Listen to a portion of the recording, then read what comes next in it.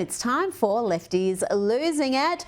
Okay, folks, get ready to lose some brain cells. Listen to this chat between Bill Maher and Marxist moron Sean Penn. You know, the dude who cozies up to socialist dictators, real dictators. Listen here as he accuses Donald Trump of negligent homicide, mass negligent homicide, for ending the waste and fraud of USAID. He's already been the end of hundreds of thousands of worlds. People, I'm talking about USAID. Yeah. That's negligent homicide. In a sober world, that's negligent homicide. Oh dear, this man is dumber than a box of rocks, slightly less useful.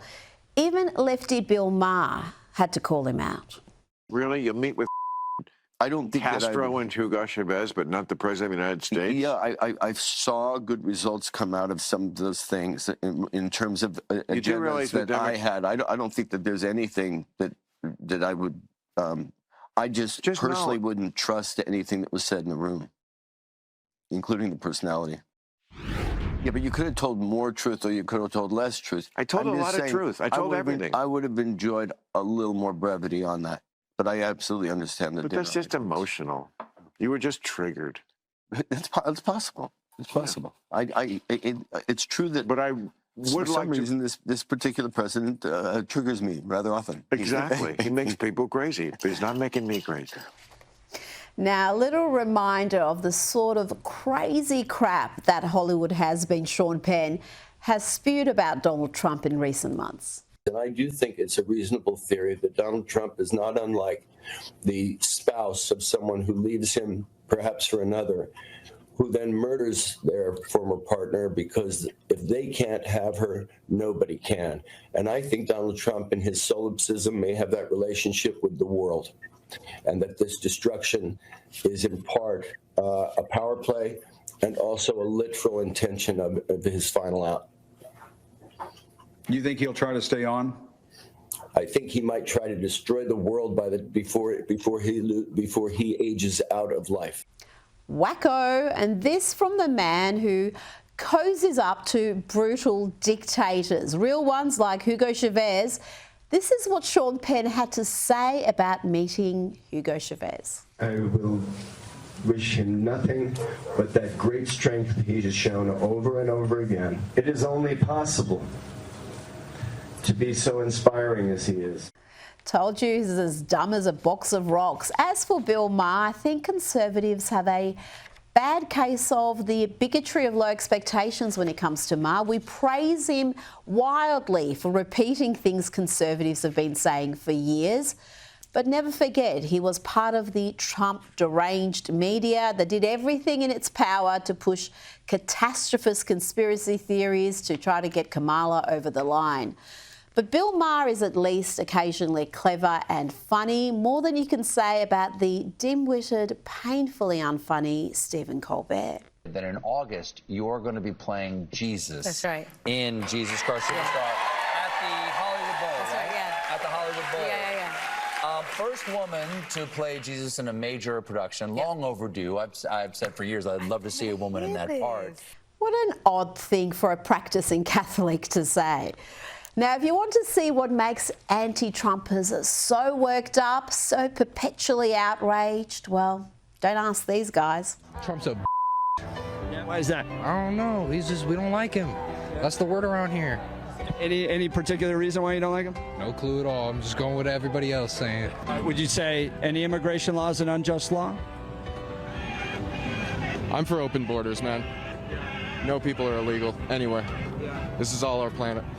Let's hear from this leftist lady, a classic awful. AWFL, affluent white female liberals. They're a scourge. Here she explains what has got her and her friends so angry. So I'm in my beautiful city, LA, and I have friends texting me like all morning. My gardener didn't show up. My housekeeper didn't show up. Oh, my farmer's market was closed. Everyone's scared. Well, this is not going to just happen in LA. And you 1%ers that only voted for Trump because of money? Guess what? You're going to have to do your own dishes or clean your own house or mow your own lawn.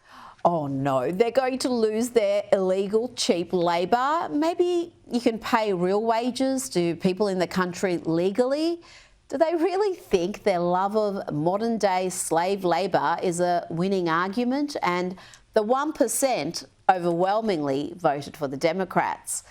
Showing again that the left are unhinged with hate and violence, here are some TDS sufferers setting up a mini guillotine to behead Trump.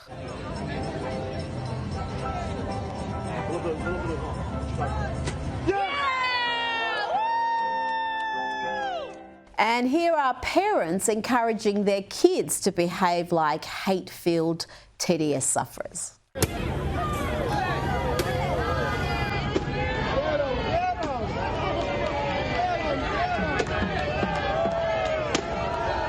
Here is a proud mum with a septum ring. The septum rings are like a modern-day warning system. You see one and you know you're about to be assailed with nonsense. My husband and my son, my 7-year-old son, just walked out the door to go to a No Kings protest. And I'm staying home because my other son does not feel well. And as they were walking out the door, I said, "Thank you for being so brave and going and doing this." And my son looked at me and said, "Will it change things?" And I said, "I hope so, buddy." No, son, it won't change anything. It will not change anything. Now, here's another joker at an anti-Trump, anti-ICE, anti-America, really, rally. He's asked a simple question about why didn't he care when it was Obama deporting millions of people. Did you vote for Obama and Biden? I did, yeah. How do you feel about their deportations, being they actually deported more people than Donald Trump? That's a good question because I really wasn't paying attention at that point. So I can't really say. At least that one's honest. You've got to give him that. Now, this next woman is a hero, an American hero doing God's work. Bless you, ma'am. Look, this one's got to catch up to the rest of them. Got his sign ready already. Look, another privileged-ass white man. Look, another privileged-ass white man who wants illegals, especially illegal criminals in the country. Oh, look at the ponytail. What, no man bun? Didn't have time to put your hair up, sweetie? Loser! Loser! Now let's hear from Ilhan Omar, a woman who seemingly loads the country that gave her refuge. Here she claims that free democratic America is one of the worst places on earth. I grew up in a dictatorship. And I don't even remember ever witnessing anything like that. To have a democracy, a beacon of hope for the world to now be turned into one of the worst countries where the military are in our streets. Joining me now is Sky News contributor Tina McQueen. Tina, is Ilhan Omar right? Is America becoming one of the worst countries on earth with a dictatorship worse than that seen in third world countries? Oh, she's an absolute joke, Rita.